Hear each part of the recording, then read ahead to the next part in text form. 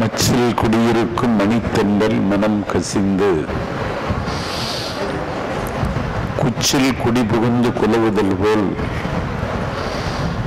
யாப்பென்னும் அச்சில் குடியிருக்கும் என் தமிழை அன்றாடம் எச்சில் குடியிருக்கும் என் நாவில் எழுந்தருள உன்னை வணங்குகிறேன் உயிர் தமிழே, நீ வாழ்க. கள்ளக்குறிச்சி மாவட்ட கம்பன் கழகத்தின் சார்பில் இமாகுலேட் மகளிர் கலை அறிவியல் கல்லூரியில் நடக்கின்ற கம்பன் பெருவிழாவிற்கு தலைமை தாங்கியிருக்கின்ற கம்பன் கழகத்தின் தலைவர் கண்ணியத்திற்குரிய மாமா ஹாஜி எஸ்.எம். சுலைமான் அவர்களே, இந்த நிகழ்வில் கலந்து கொண்டு முன்னிலை ஏற்று இந்த நிகழ்ச்சிக்கு வித்தாகவும் நிதியாகவும் விழுந்திருக்கின்ற கல்லூரியினுடைய செயலர் அருட்கன்னிகை மேரி குருசம்மாள் அவர்களே, கல்லூரியின் முதல்வர் முனைவர் லில்லி மேரி அவர்களே, இந்த நிகழ்வில் கலந்து கொண்டு பரதனை பற்றி உரையாற்றி அமர்ந்திருக்கின்ற எளியவன் என்னை காலையில் வெட்கப்படுகிற அளவிற்கு உபசரித்து உங்கள் வாசலுக்கு அழைத்து வந்திருக்கிற காலத்தால் சீலத்தால் மூத்த தமிழ் செம்மல் ஐயா கோவிந்தராஜ் அவர்களே, கம்பன் காட்டிய கல்வியும் ஞானமும் என்ற தலைப்பை அணி செய்து அமர்ந்திருக்கின்ற சுங்கத்துறையில் உயர்ந்த பொறுப்புகளை அலங்கரித்து ஓய்வு பெற்றிருக்கிற பெருமகன் சண்முக சுந்தரம் ஐஆர்எஸ் அவர்களே, கவிதை நடையில் கம்பன் காட்டிய சகோதரத்துவத்தை பசித்து வந்த உங்களுக்கு பந்தி வைத்திருக்கின்ற ஓய்வு பெற்ற தலைமை ஆசிரியர் மதிப்பிற்குரிய சாந்தகுமார் அவர்களே, இந்த நிகழ்வில் கலந்து கொண்டு வண்ணத் தமிழில் எண்ணமினிக்கு அனைவரையும் வரவேற்று மகிழ்ந்திருக்கிற மதிவாணன்,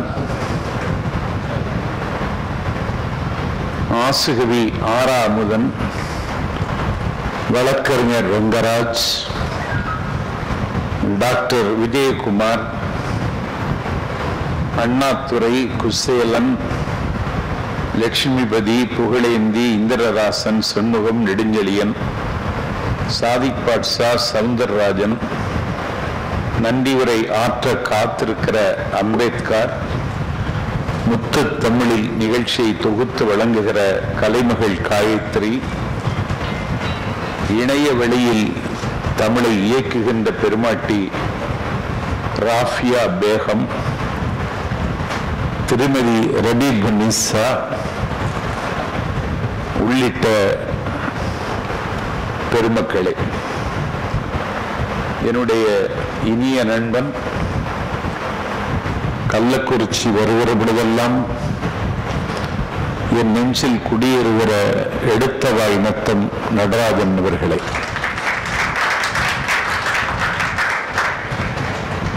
முன்னாள் சட்டப்பேரவை உறுப்பினர் கோமிகி மணியன், மருத்துவர் ராச நடேசன், ராமமுத்துக்கருப்பன் உள்ளிட்ட சான்றோர் பெருமக்களை, பேச்சு போட்டியில் கலந்து கொண்டு கட்டுரை போட்டியிலும் கலந்து கொண்டு விருது பெற்றிருக்கிற மாணவிகளே, அரங்கம் நிறைய அமர்ந்திருக்கின்ற எதிர்கால தமிழகத்தை வார்ப்பிக்க காத்திருக்கின்ற மாணவ செல்வங்களே வணக்கம். ஒரு சூரியோதயத்தில் திருக்குறள் பேரவையின் தலைவர் லட்சுமிபதி கம்பன் கழகத்தில் உரையாற்றுவதற்கு 13ஆம் தேதி வர வேண்டும் என்று அழைத்தார். அதிலும் ஹாஜியார் சுலைமான் உங்களை அழைக்கிறார் என்றார். ஹாஜியார் சுலைமான் தான் கம்பன் கழக தலைவரா என்று கேட்டேன். ஆமாம் என்றார். இப்போது கடந்த 8ஆம் தேதி பொன்விழா கண்டிருக்கிற சென்னை கம்பன் கழகத்தை நிறுவியவர் ஜஸ்டிஸ் MM இஸ்மாயில். இஸ்மாயில் இன்றைக்கு இல்லை என்று சொல்லுகிறார்கள். இல்லை, ஹாஜி சுலைமான் வடிவத்தில் இங்கே உட்கார்ந்திருக்கிறார். ஜஸ்டிஸ் இஸ்மாயில் பேச்சை கல்லூரி மாணவனாக இருந்து கேட்டு வளர்ந்தவன் நான். சித்த இலக்கியங்களை ஜஸ்டிஸ் இஸ்மாயில் போல ஆய்ந்து கற்றவர்கள் தமிழ்நாட்டில் வேறு யாரும் இல்லை. அந்த வரிசையில் இன்றைக்கு ஹாஜி சுலைமான் தன்னுடைய பெயரை நிலைநிறுத்தி இருக்கிறார். அவருடைய இல்லறத்துக்கு தலைமை தாங்குகிற முனிபுசாவும் வந்திருக்கிறார்கள். தமிழின் எடை கூட வேண்டும் என்று கருதுகிறவன் நான். அதற்காக நேற்றைக்கு அந்தி சாய்கிற வேளையில் எங்கள் ஊரில் இருந்து புறப்பட்டு பெங்களூர் செல்கிற தொடர்வண்டியில் பயணமாகி உங்களூர் வருவதற்கு சேலத்தில் இறங்கி விடியூருக்கு வந்து சேர சேர என்னுடைய நித்திரை என்னை விட்டு யாத்திரை செய்துவிட்டது. ஆனாலும் மாணவிகளுக்கு மத்தியில் உரையாற்ற வேண்டும் என்கிற வெறி எனக்கு இருக்கிறது. இன்றைக்கு பெரவள்ளூர் சதுக்கத்தில் சென்னையில் உரையாற்ற வேண்டும். வருகிறேன் என்று சொல்லிவிட்டேன். பெரவள்ளூருக்கு சென்னைக்கு எப்படி போவது என்று நான் யோசிக்கவில்லை. வருகிறேன் என்று சொன்னதற்கு பிறகு வராமல் போனால் நன்றாக இருக்காது. அதுவும் கம்பன் கழகம். கழகங்கள் ஒரு நாள் என்னை கைவிட்டாலும் கம்பன் கழகங்கள் என்னை காப்பாற்றும்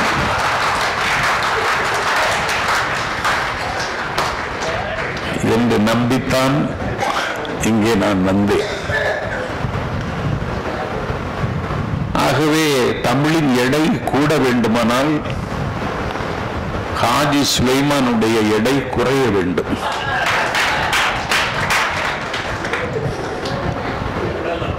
அதை அவருடைய இல்லறத்திற்கு தலைமை தாங்குகிற பெருமாட்டி கவனத்தில் கொள்ள வேண்டும் என்று நான் கேட்டுக்கொள்கிறேன். நான் காரைக்குடி கம்பன் எழுதுவதற்கு கொடை தந்த திருவெண்ணைநல்லூர், சடையப்ப வள்ளலின் திருவெண்ணைநல்லூர்,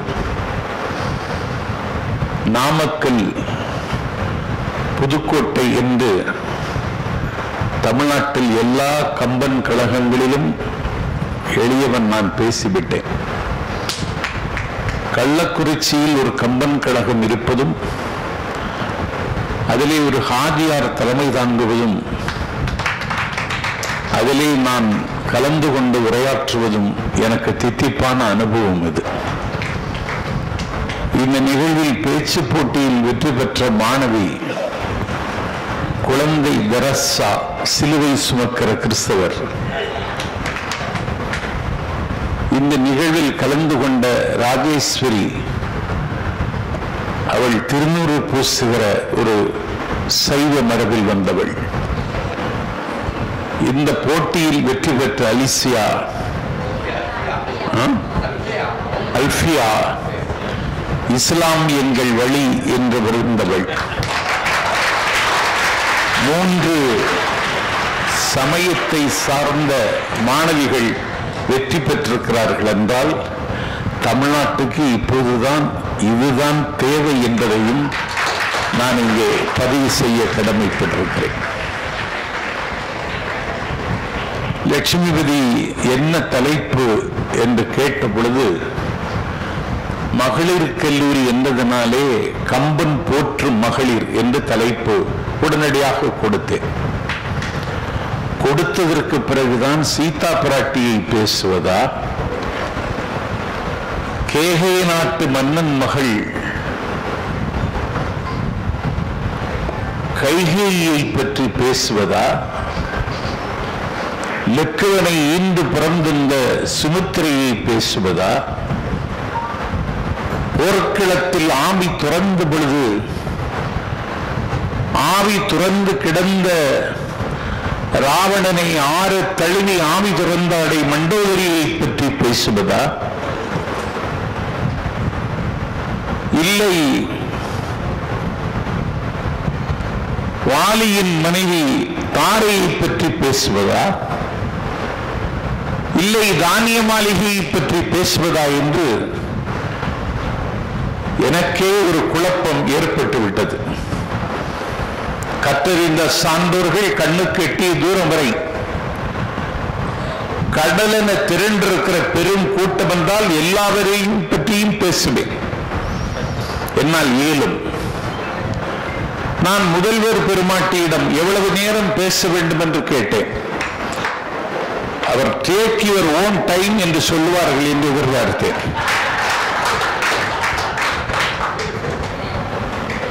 அவர் அரை மணி நேரத்திலிருந்து 3/4 மணி நேரம் என்று நேரத்தை அவர்கள் வரையறுத்தார்கள். என்னை குறைவாக பேச சொன்னது இங்கே மட்டும்தான்.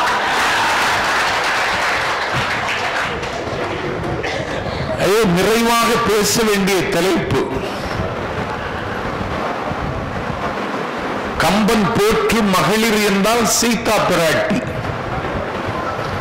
அவள் ஜனகனின் மகள், அவள் மகாலட்சுமியினுடைய அவதாரம். ராமன் அவளை மணம் செய்து கொண்டான். அந்த திருமண விழாவை ஒரு சிறப்பு. ஜனகன் இந்திர தனுசு என்கிற வில்லை கொடுத்து இதை யார் முறிக்கிறார்களோ அவர்களுக்குத்தான் என்னுடைய மகளை மணம் செய்து தருவேன் என்றான்.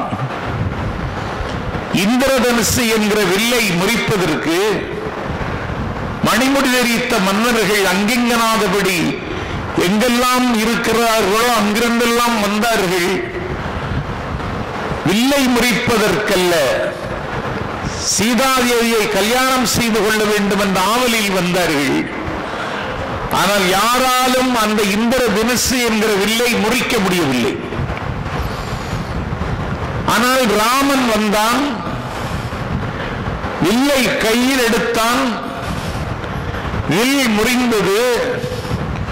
கம்பன் சொன்னான், எப்போது வில்லை எடுத்தான் எப்போது முறித்தான் என்று தெரியவில்லை, இட்டது கண்டனர் எடுத்தது கேட்டனர் என்று கம்பன் பதிவு செய்தான். அப்படி ராமனுடைய மனையறம் காக்க வந்த சீதா தேவி ராமனுடைய நாயகியாக வந்ததற்கு பிறகு அவள் இன்பத்தின் எல்லைக்கு போகவில்லை, துன்பத்தின் உச்சிக்கு சென்றாள். கைகேயி வாங்கிய வரத்தால் கூறி செய்த சதியால் முடிசூட்டப்பட வேண்டிய ராமன் அன்றைக்கவன் காடேக வேண்டும், கைகேயினுடைய மகன் பரதன் நாடாள வேண்டும் என்று அன்றைக்கு சம்பாஸ்திர யுத்தத்தில் கைகேயிக்கு ராமன் கொடுத்த வரத்தினால் ராமன் காடு ஏக வேண்டிய கட்டாயம் பெறுகிறது. காட்டுக்கு போக வேண்டிய கட்டாயம் ராமனுக்கு வந்த பொழுது சீத்தை ராமனை பார்த்து சொன்னாள், நானும் வருகிறேன் என்றாள். இப்படி ஒரு பெண்ணை பார்க்க முடியாது.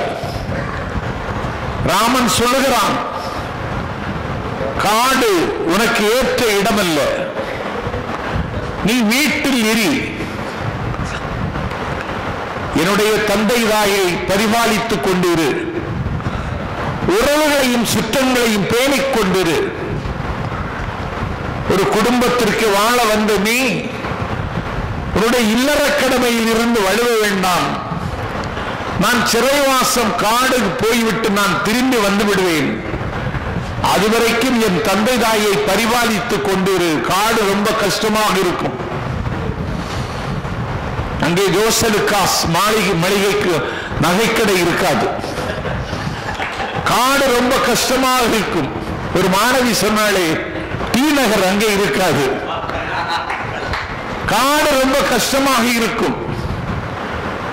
பல தொல்லைகளையும் துன்பங்களையும் அனுபவிக்க வேண்டியது வரும். வன விலங்குகளின்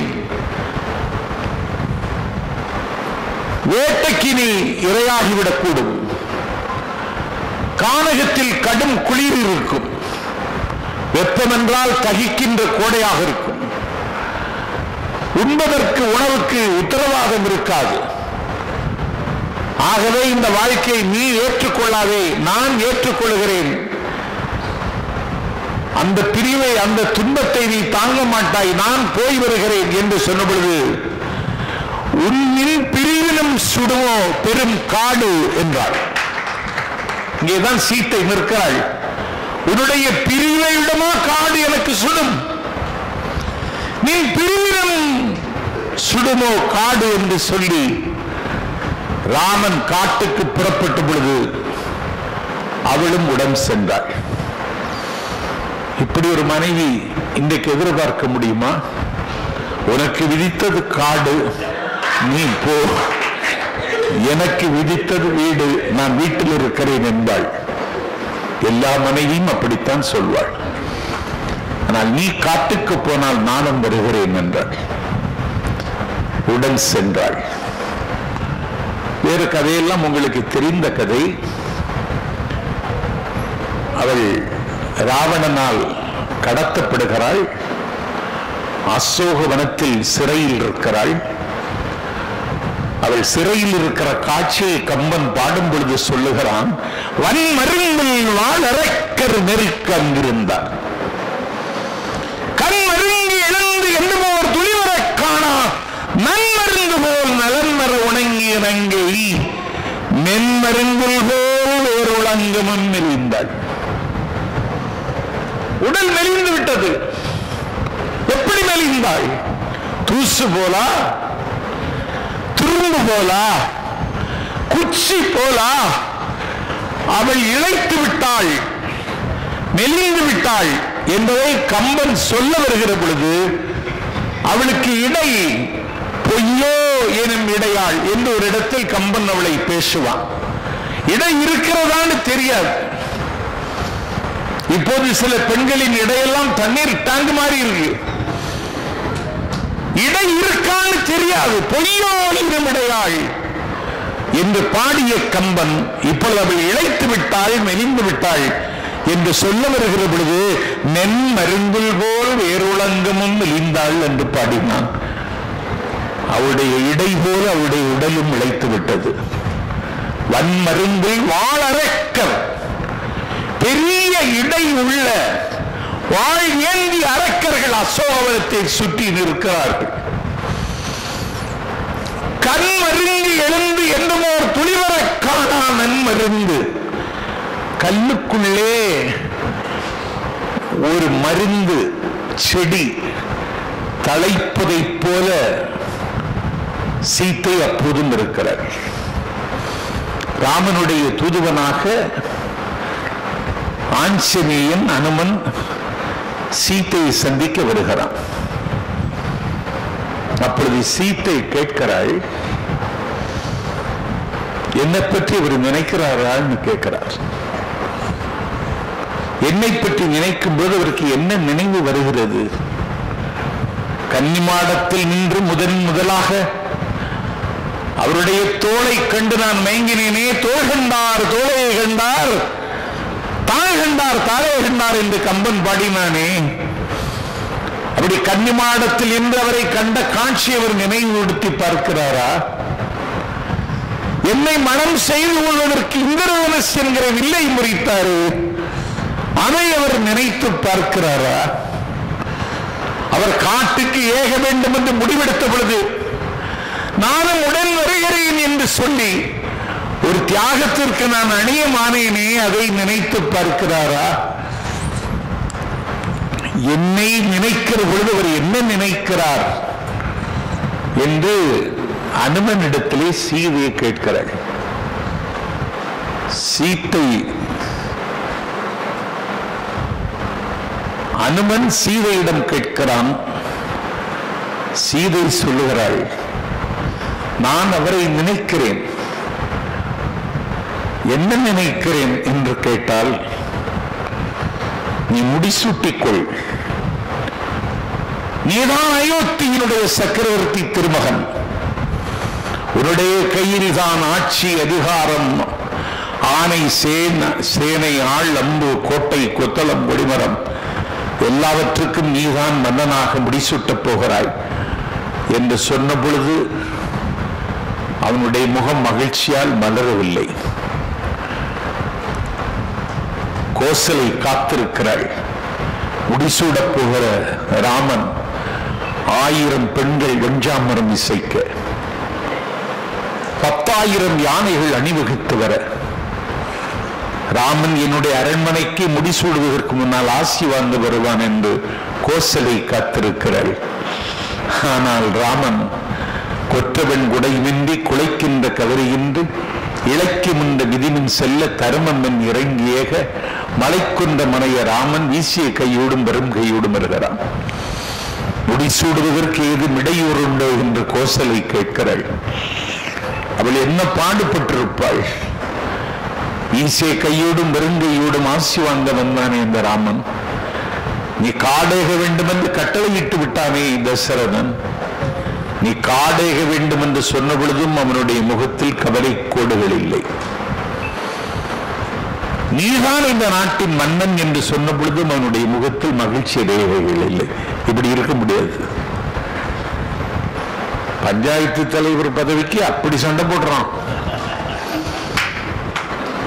ஏன் கிளாஸ்மேட் எங்க ஊருக்காரு திடீரென்னு ஒரு நாள் அலைபேசியில் தொடர்பு கொண்டு, டேய் சம்பத்து, அடுத்த பஞ்சாயத்து தேர்தலில் நான் தான் நம்ம ஊர்ல நிக்க போறேன்னா, நில்லுடா வெற்றி பெற வாழ்த்துக்கள்னு சொன்னான். என் கிளாஸ்மேட், எப்படியாவது நீ ஜெயிச்சிருவேண்டா, ஜெயிக்கணும்டான்னா, ஜெயிச்சிரு வாழ்த்துக்கள் அப்படின்னு சொன்னேன். 10 பேரை கொன்னுட்டாவது வந்துட வேண்டாம். அடுத்தது எதுக்கு? ஊராட்சி மன்ற தலைவர் பதவிக்கம்மா 10 பேரை கொன்னுட்டாவது வந்துருவேன் அப்படின்னா, நீ என்ன நினைக்கிறேன்னு கேட்டான். நான் சொன்ன அந்த 10 பேர்ல ஒரு ஆளா நான் இல்லாம இருந்தா சரிதான். 10 பேரை கொண்டு விட்டாவது பஞ்சாயத்து தலைவர் பதவிக்கு வர வேண்டும் என்று ஆசைப்படுகிற சமூகத்துல பாராளும் மன்னன் என்கிற பதவி வந்த பொழுதும், பாராளுவதற்கு உனக்கு வாய்ப்பு கிடைக்கவில்லை என்று சொன்ன பொழுதும், சித்திரத்தில் அலர்ந்த செந்தாமரை போல் அவன் உட்கார்ந்திருந்தான். எல்லா இடத்திலையும் இருக்கிற செந்தாமரை ஒண்ணு போல இருக்காது. சித்திரத்தில் இருக்கிற செந்தாமரை அப்படியே இருக்கும். மெய் திருப்பதம் மேவந்த போதினும் இத்திருந்துறந்து ஏவென்ற போதினும்,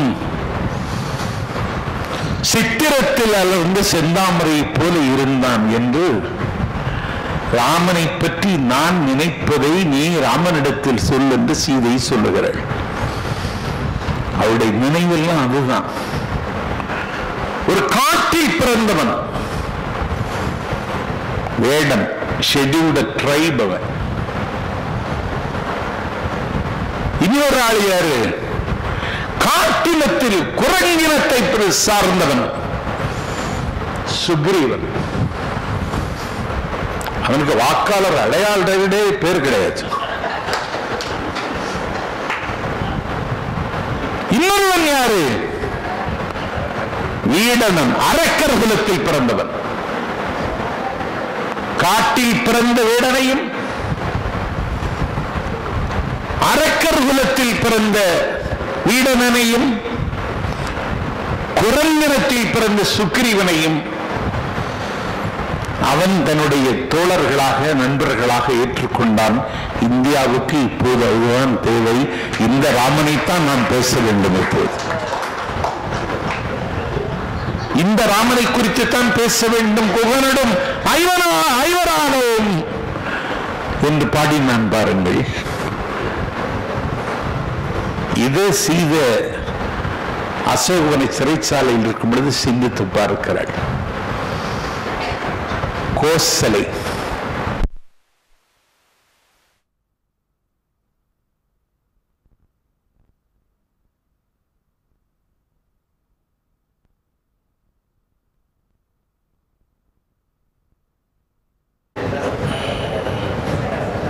தாமஸ் ஆல்வா எடிசன் தான் மின்சாரத்தை கண்டுபிடித்தான்.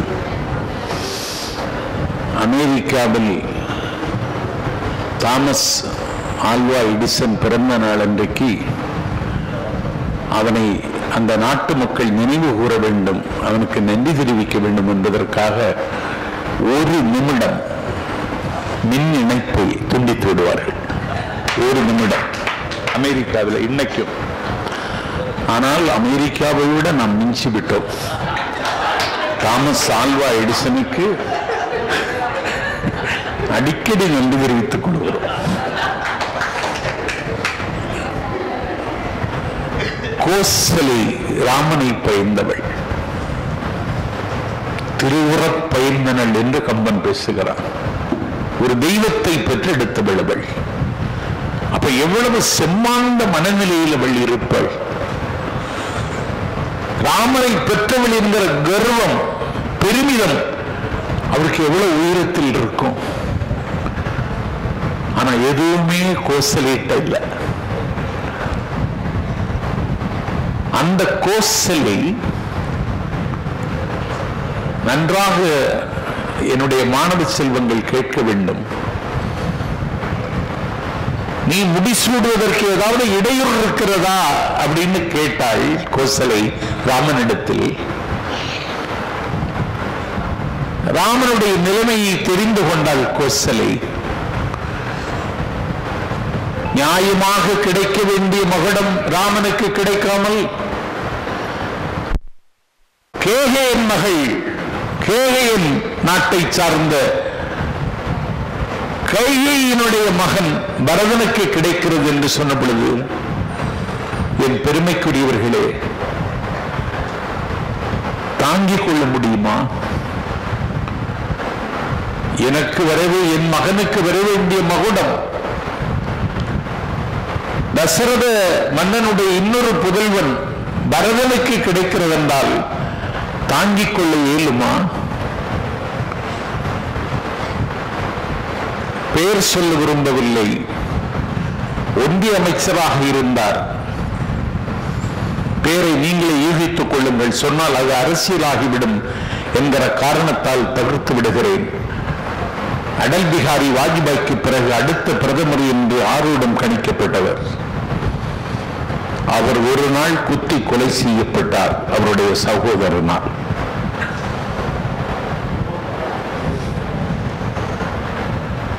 அவன் மகுடம் தரிக்கப் போகிறான் என்று சொல்லி அவனை கொன்றார்கள். லக்ஷ்மண், பரதன் பதவியேற்கப் போகிறான் என்றால் ஒரு பதைப்பு கோசலைக்கு வந்திருக்க வேண்டும். அவளுக்கு வரவில்லை. இந்த பண்பைத்தான் போற்றும் மகளிர் வரல கோசலைக்கு. கோசலை ராமனிடத்தில் சொன்னால், முறை எனப்படுவது ஒன்று உண்டு. The system. மூத்தவனுக்கு தான் கொடுக்கணும். ஆனால் மூத்தவனாகி உனக்கு அந்த முறைப்படி கிடைக்க வேண்டியது கிடைக்கவில்லை. பரதனுக்கு கிடைத்திருக்கிறது. அவன் அதை ஏற்றுக்கொள்கிறான் என்றால் உன்னை விட நல்லவன் பரதன் என்று தசரத மன்னனுடைய இன்னொருவர் புதல்வனை தன்னுடைய புதல்வனை விட நல்லவன் என்று சொல்லி ராமன் காயப்பட்டு விடக்கூடாது என்று ஆறுதல் சொன்னாலே, கோசலையினுடைய அந்த விசாலமான மனத்திற்கு என் பெருமைக்குரிய பிள்ளை செல்வங்களை வானம் கூட ஈடாகாது. வானமே ஈடாகாது. இனி ஒரு கைகேயி. நான் நாகர்கோவில் தென் திருவிதாங்கூர் இந்து கல்லூரியில் பயின்று நான் முதலில் கேட்ட வழக்காடு மன்றம் காப்பிய போக்கிலும் நோக்கிலும் கைகை குற்றவாளி என்று நாகர்கோவில் வடிவீஸ்வரத்தில் வடிவுடையம்மன் திருக்கோவில் உற்சவ விழாவில் ஒரு பட்டிமன்றம். அனந்தகிருஷ்ணன் கூட்டுறவுத்துறையில் பணியாற்றிய ஒரு உயர்ந்த மனிதர், இலக்கியத்தை பழுதர கற்றவர், நடுவராக இருந்தார். எனக்கு பேராசிரியராக இருந்த பெருமாட்டி நாவுக்கரசு இளம்பரை மணிமாறன் அவர்கள் அன்றைக்கு எதிர் வழக்காடினார்கள். ஆசிரியர் பெருமாட்டி காந்திமதி அவர்கள் காப்பிய போக்கிலும் நோக்கிலும் கைகை குற்றவாளி என்று வழக்கு தொடுத்தார். எனக்கு தமிழகத்தை தந்த பேராசிரியை, என்னை பேச்சு பற்றையில் என்னை உருவாக்கிய பெருமாட்டி, நான் குருநாதராக ஏற்றுக்கொண்ட இளம்பரை மணிமாறன் எதிர் வழக்காடினார். கைகையை குற்றவாளி என்று அடிக்கி காந்திமதி அம்மா பேசினார். இளம்பரை மணிமாறன் மறுத்தார். இன்றைக்கும் கைகையை குற்றவாளியாக பார்க்கிறவர்கள் இருக்கிறார்கள். கைகை குற்றவாளியா? ஒரு காலம் இல்லை. ராமன் காடைவதற்கு காரணம் கைகை தானா? இல்லை. கூனி என்ற மந்தரை. இப்பொழுதும் கூனிகள் நிறைய பேர் இருக்கிறார்கள்.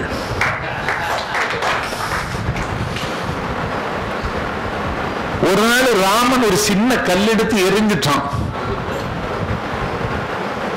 அதை மனசுல வச்சுக்கிட்டா கூனி. இவனை ஒரு நாள் பழிவாங்கணும்னு நினைச்சா. சம்பாசுர யுத்தத்தில் தசரதன் கொடுத்த வரத்தை நிறைவேற்றுவதற்கு இதுதான் தக்க தருணம் என்று கூனி முடிவெடுத்தாள். ராமனுக்கு பட்டாபிஷேகம் நடைபெறப் போகிறது. ஊரெல்லாம் திருவிழா கோலம். எங்கே பார்த்தாலும் வான வேடிக்கைகள், தெருவெல்லாம் வாழை தார்கள், கமுகு குலைகள், பல்வேறு விதமான பழச்செடிகள், நடனம், நாட்டிய பாட்டு. அப்பா, ஊர் கல்லோலப்படுகிறது. ராமன் பதவியேற்க போகிறான் என்று ஊரே கொண்டாடி கொண்டிருக்கிறது. ராமனுக்கு அந்த வாய்ப்பு நழுவிவிட்டது என்று கடைசி நேரத்தில் வருகிற செய்தியில் அயோத்தி களை இழந்து விடுகிறது. என் பெருமைக்குரிய பிள்ளை செல்வங்களே, பரதனுக்குத்தான் அந்த வாய்ப்பு என்ற செய்தியும் வந்து கொண்டிருக்கிறது. ஆனால் கூனி அந்த நேரத்தில் போய் கைகை தன்னை மறந்து தூங்குகிறாள். கூனி போய் அவளை தட்டி எழுப்பினான். உனக்கு தூக்கம் தேவையா? உனக்கு உறக்கம் வருதா? உறக்கம் வருமா? ராமன் முடிசூட போறான். அரண்மனையிலே கோசலை மன்னனுடைய அம்மா என்கிற தகுதியோடு இருப்பாள். உன் நிலைமை என்ன? உன்னுடைய நிலைமை என்று நீ நினைத்தால் பரதனுக்கு மகனை வாங்க முடியாதா? சம்பாசுர யுத்தத்தில் தசரதனை காப்பாற்றிய பொழுது உனக்கு 2 வரம் தந்தானே, அந்த ஒரு வரத்தை இப்பொழுது பயன்படுத்த முடியாதா? அவருக்கு கேட்கிறா அப்படி கேட்கிறா. உனக்கு தூக்கம் வருமா? தூக்கம் வராது. இன்னொரு ஆளுக்கு மகன் தான் உனக்கு தூக்கம் வருமா?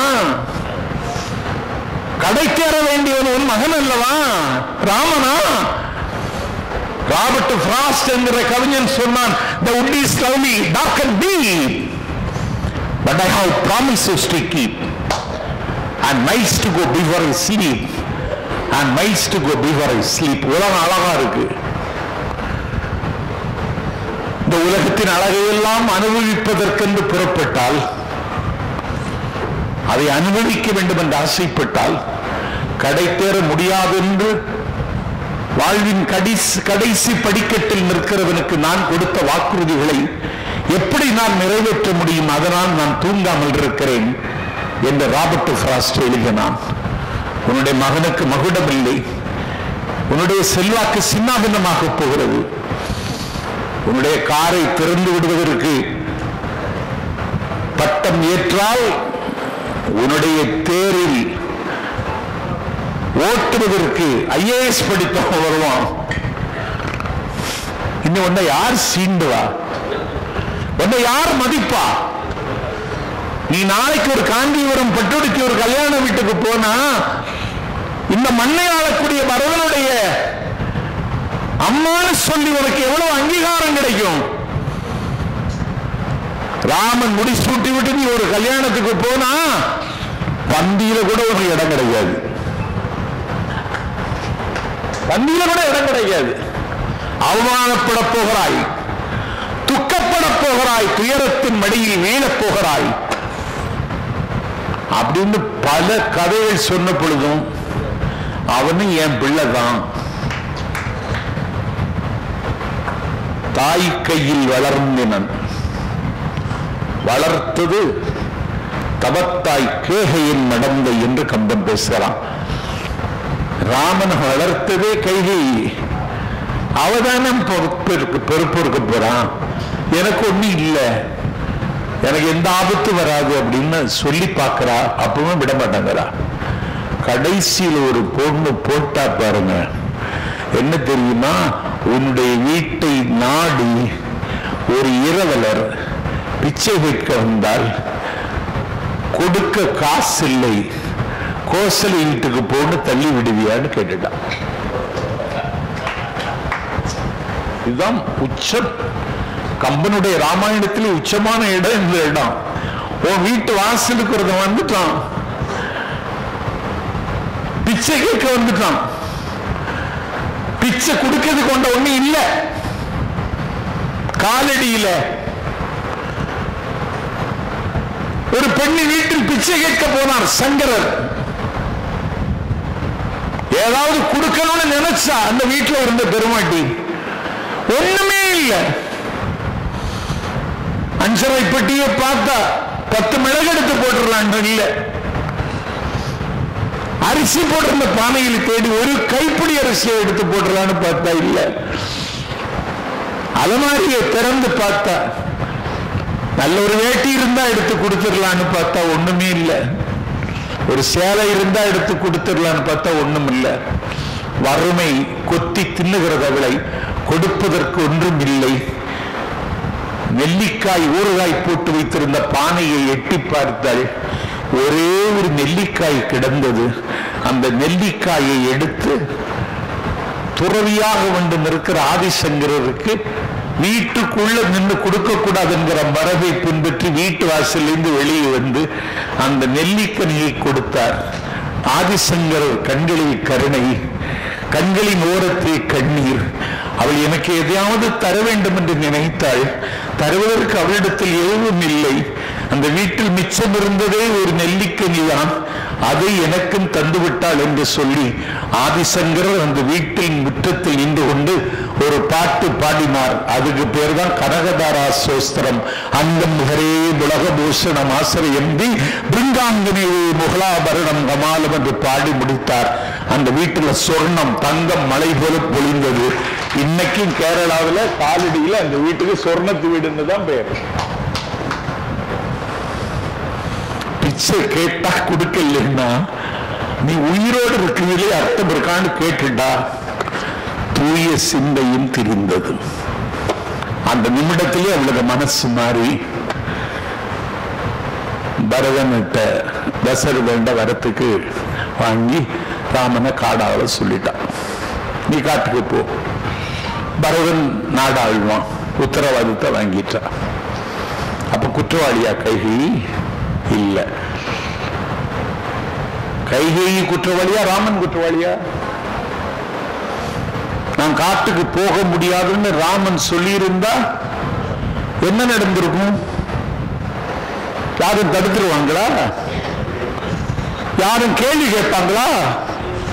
பார்லிமெண்ட் கூடுகிறதுன்னு சொல்லிடுவாங்களா? ஒன்னும் கூடாது. நான் தான் நாடாளுவேன்னு ராமன் சொன்னா அவ்வளவுதான், அதுக்கு மேல அப்பீல் கிடையாது. ஆனா ராமன் போகணும்னு முடிவெடுத்துட்டான். இதுல என்ன நோக்கம்னா, கம்பன் வழி நின்று நீங்களும் நானும் யோசித்தால் ராமனுடைய அவதார நோக்கம் அவன் காட்டுக்கு போகும் பொழுதுதான் நிறைவேறுகிறது. அதற்கு ஒத்துழைப்பு கொடுக்க வேண்டும் என்று கைகேயி முடிவெடுத்தாள். கைகேயி குற்றவாளி கிடையாது. கைகேயி அவளுக்கு பழி வந்து விழுந்தது, தாங்கிக் கொண்டாள். அவளை கொச்சையாக பேசினார்கள், ஏற்றுக்கொண்டாள்.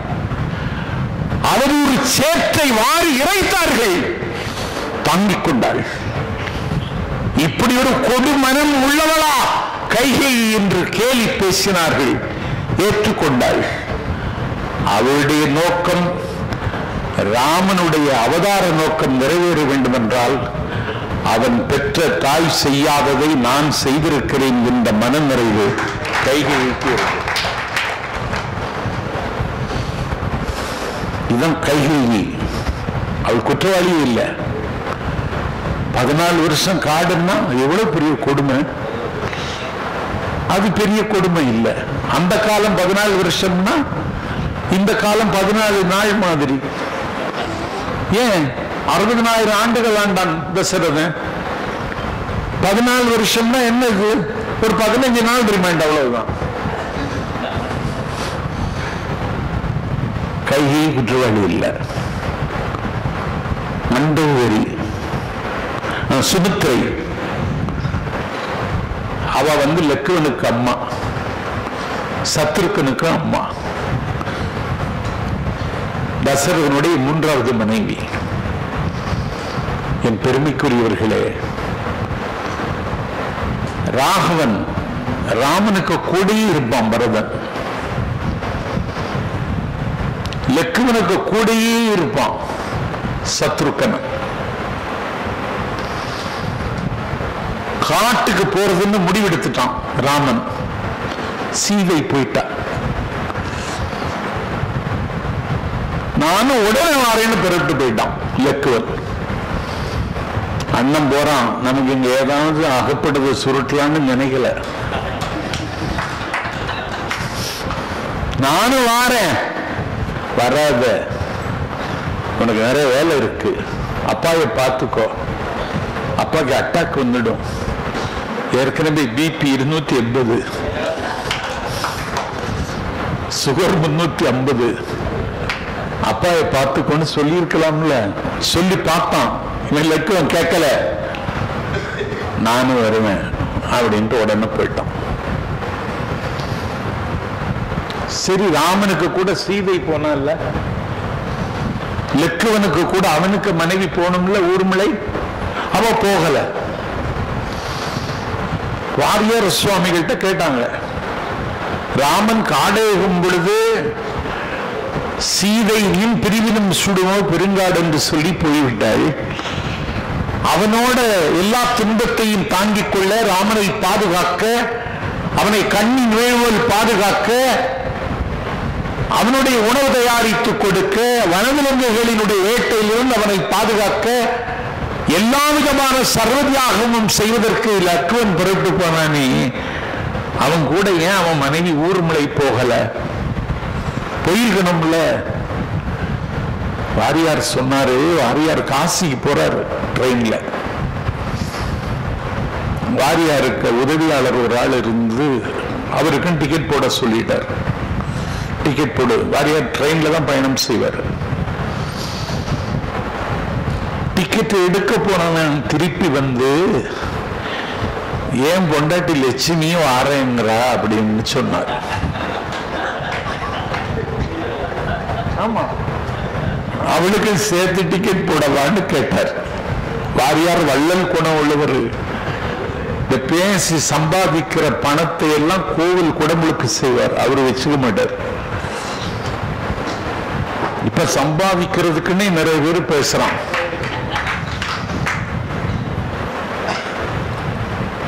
சரி, டிக்கெட் போடு அவளுக்கும் அப்படின்னு சொல்லிட்டார். லட்சுமிக்கும் டிக்கெட் போட்டாச்சு, வாரியாருக்கும் டிக்கெட் போட்டாச்சு, உதவியாளருக்கும் போட்டாச்சு. ட்ரெயின் சென்னையிலிருந்து சென்ட்ரலிருந்து புறப்பட்டாச்சு. அரக்கோணத்தில் 5 மினிட் நின்றுச்சு. இவன் லட்சுமி உனக்கு ஏதாவது வேணுமா, காஃபியா டீயான்னு கேட்கறான். வாரியாருக்கு வேணுமான்னு கேட்கல. ட்ரெயின் காட்பாடியில் நிக்குது. இளநீரா மோரான்னு லட்சுமி கிட்ட கேட்கிறான், வாரியார்கிட்ட எதுவும் கேட்கல. ட்ரெயின் சோலார்பேட்டையில் நிக்குது. தயிர் சாகுமா புளி சாகுமா லட்சுமின்னு கேட்கிறான், வாரியார்கிட்ட எதுவும் கேட்கல. வாரியார் சொன்னாரு, லட்சுமிக்கு கூட வந்ததுனால நான் ஒரு அனாதை மாதிரி ஆகிட்டேன். சர்வீஸ் பண்றது போது பொண்டாட்டியை கூட்டிட்டு போகக்கூடாது, சர்வீஸ் பண்ண முடியாது. ஊர் மலையை கூட்டிட்டு போகல. இதுதான் காரணம். அதனாலதான் நிறைய வீடுகள்ல நாய்கள் ஜாக்கிரதையும் போட்டிருப்போம். ஒரு நாய் தான் நிற்கும். ஆனா கல் எதுக்கு போடுறான்? பன்மை, சிங்குலர் அண்ட் ப்ளூரல். இன்னும் ஒரு நாய் வீட்டுக்குள்ள இருக்கு, போகல, போயிட்டாச்சு. இந்த லக்குவன் தன்னுடைய மனைவி ஊர்மலையை கூட்டிக் கொண்டு போகவில்லை. என்னுடைய நாயகன், என்னுடைய கணவன் என்னை கூட்டிக் கொண்டு போகவில்லை.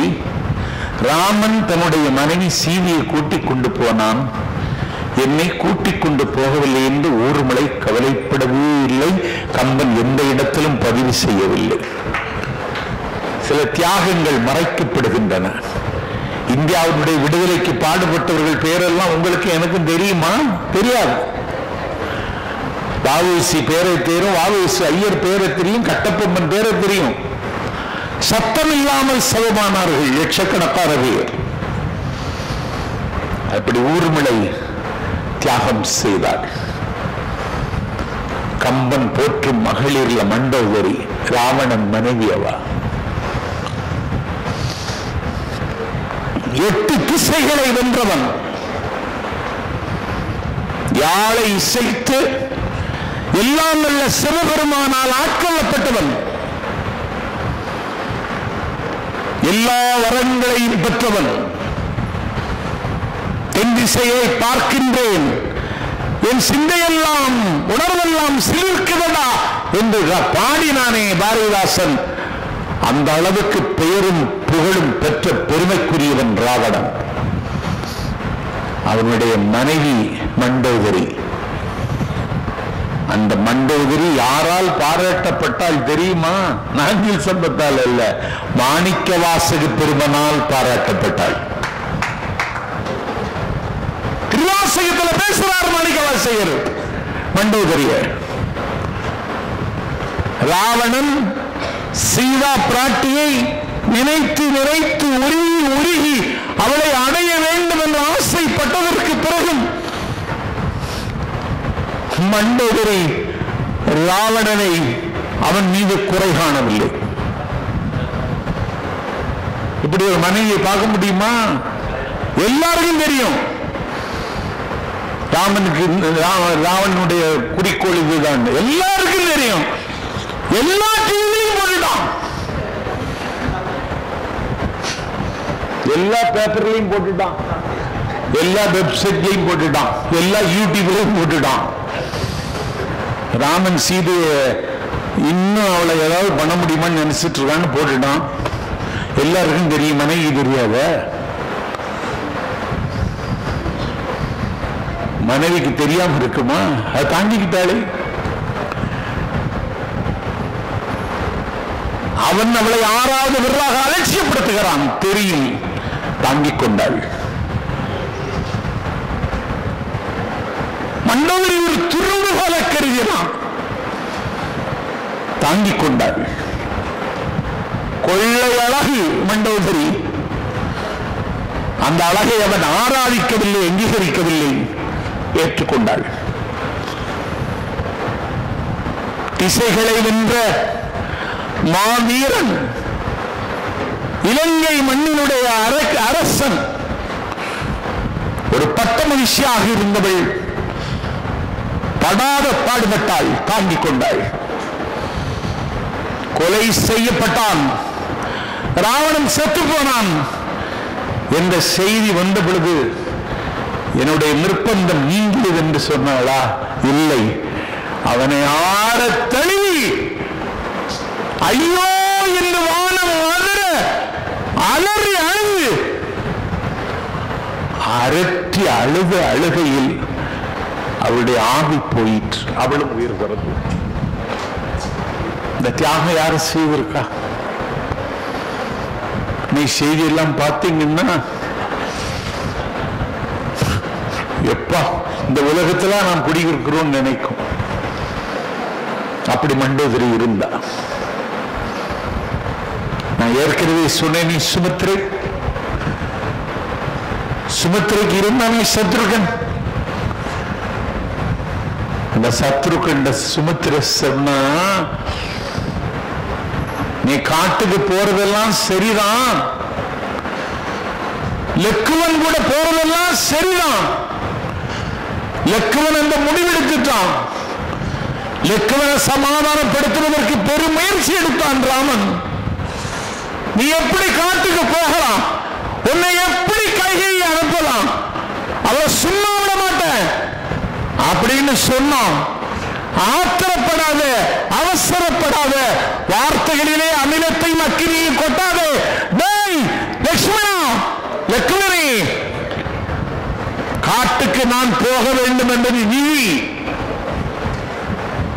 நீடா.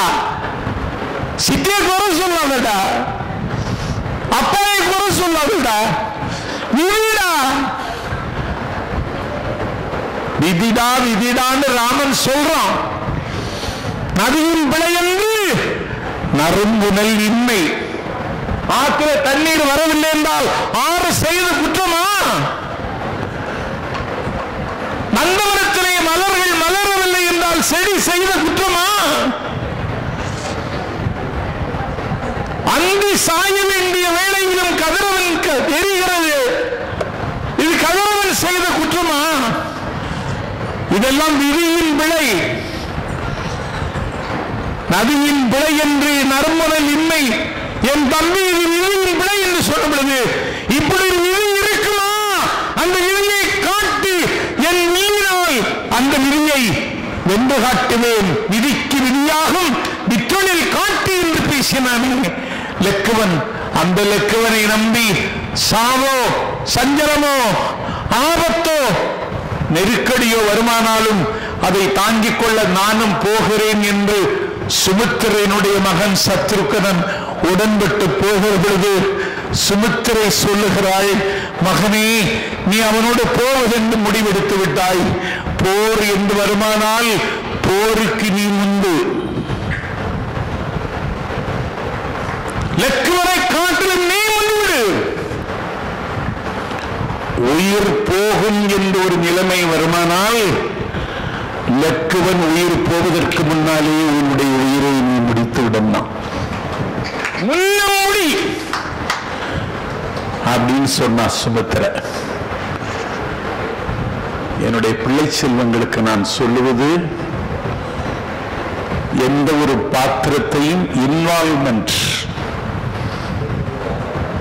அதோட படிக்கணும். நான் தமிழ் பேராசிரியர் பெருமக்களுக்கு சொல்லுவது, அவர்களுக்கு சொல்லிக் கொடுக்கிற பொழுது கூட அந்த கம்பனுடைய பாட்டினுடைய ஒலி நயம் இருக்கிறது, அந்த ஒலி நயத்தில், அந்த ஓசை நயத்தில் ஒரு மாத்திரை குறையாம சொல்லி கொடுக்கணும்.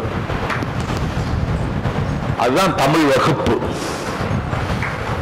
அப்படி சொல்லி கொடுக்கணும். தமிழ் வாழ்க்கை பாடினாரே ஐயா, உலகம் யாவையும் தாமுளாக்கலும் நிலைப்பறித்தலும் நீக்கலும் நீங்களாக அப்படின்னு சொல்லி கொடுக்கணும். பாட்டை சொல்லிக் கொடுக்கிற பொழுதே ஓசை நயம் குன்றாமல், அதனுடைய ஒலிக்கு இடையூறு வராமல் சொல்லிக் கொடுத்தா பிள்ளைகள் கேட்பாங்க. பல ஆசிரியர்கள் அப்படி சொல்லிக் கொடுப்பதில்லை. நான் கல்லூரி முதல்வர் சொன்னேன், இவங்க 3 பேரும் பிரைஸ் வாங்கியிருக்காங்க, அது குழந்தை தெரசாவுக்கு பேச்சாளர் ஆகணும்னு ஆசை அப்படின்னு சொன்னாங்க. குழந்தை தெரசாவுக்கு சொன்னா ரொம்ப பெரிய வேலை பார்க்கிற நீ, பேச்சாளர் ஆகிறது பெரிய கஷ்டம், ரொம்ப சிரமப்படணும், நிறைய படிக்கணும், அப் டு டேட்டா இருக்கணும். நான் சம்பத்தி ஏன் நிக்கிறேன்னா நான் இன்னும் அப் டு டேட்டா இருக்கேன். காலையிலே செய்தித்தாள் எல்லாம் படிச்சிருவேன், இரவு நேரத்தில் முக்கியமான செய்திகளை குறிப்பிடுத்துருவேன். மனனம் செய்ய வேண்டியது இந்த வயசுலயும் நான் மனனம் பண்ணிடுவேன். என் கூட விவாத அரங்கத்துக்கு ஒருவன் வருவான்னா வரமாட்டான், நம்மளை காலி பண்ணிடுவான்னு தெரிஞ்சே பல பேர் என்ன வரமாட்டாங்கதான். அதனால குழந்தை தெரசா மாதிரி சொற்பொழிவாளர் ஆக வேண்டும் என்ற ஆசை இருந்தா சொற்பொழிவுக்கு என்னைக்கு மரியாதை இருக்கும். ஜனநாயக நாட்டில் சொற்பொழிவு ஒரு நாளும் சாய்ந்து போகாது. மேடை தமிழுக்கு ஒரு பின்னடைவும் ஒரு தேக்கமும் ஏற்பட்டிருப்பது உண்மைதான் என்றாலும், நீங்கள் சொற்பொழிவாளர் ஆக வேண்டும் என்று ஆசைப்பட்டால், நான் கல்லூரி முதல்வருக்கும் எங்கள் கல்லூரி செயலர், அவங்க எங்க ஊர் நாகர்கோவில்னு சொன்னாங்க, இல்ல அவங்க ஊர் 8ஆம் இடை, என் ஊர்ல இருந்து 8 ஊர் தான் 8ஆம் இடை. நீங்க எல்லா மாணவிகளையும், ஆல் த ஸ்டூடெண்ட்ஸ், இங்க பிஹெச்டி 5 சப்ஜெக்ட் இருக்கு, பிஜி 5 சப்ஜெக்ட் இருக்கு, பிஎஸ்சி பிகாம் பிஏ இருக்கு. எல்லா மாணவிகளை இந்த அரங்கம் கூட தேவையில்லை, முற்றத்திலே வச்சிடலாம். நீங்க வாய்ப்பு தந்தா நான் ஒரு நாள் உங்களுக்கு பயிற்சி தர்றேன்.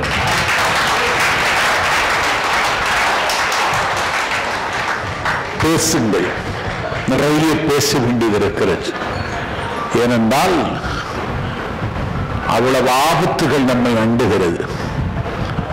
அதை வெல்லுவதற்கு தேவையானது தமிழ் மட்டும்தான். தமிழுக்கு மட்டும்தான் அந்த சக்தி இருக்கிறது. தமிழ் பேசினால், தமிழ் கற்றுக் கொடுத்தால் நிறைய நாள் வாழலாம். 6ஆம் பாருங்க,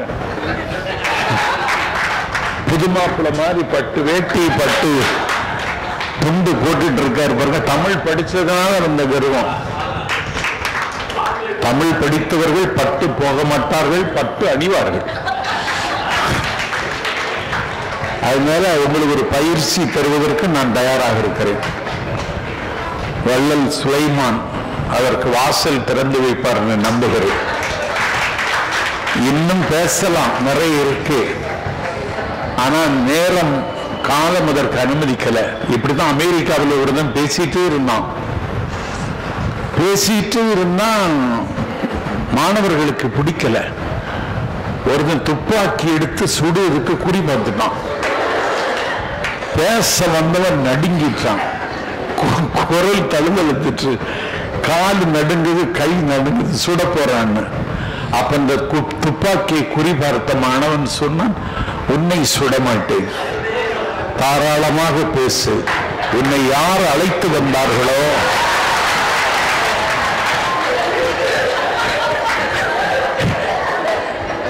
அவர்களைத்தான் சுடுவேன் என்றாராம். ஆகவே நான் பேசினாலும் நீங்கள் கேட்க தயார் என்றாலும் ஹாஜி சுலைமானுக்கு எந்த ஆபத்து வந்துவிடக்கூடாது என்கிற காரணத்தால் என்னுடைய பேச்சை இத்தோடு நிறைவு செய்து கம்பன் புகழ் வாழ்க, கன்னி தமிழ் வாழ்க என்று சொல்லி விடைபெறுகிறேன். நன்றி, வணக்கம்.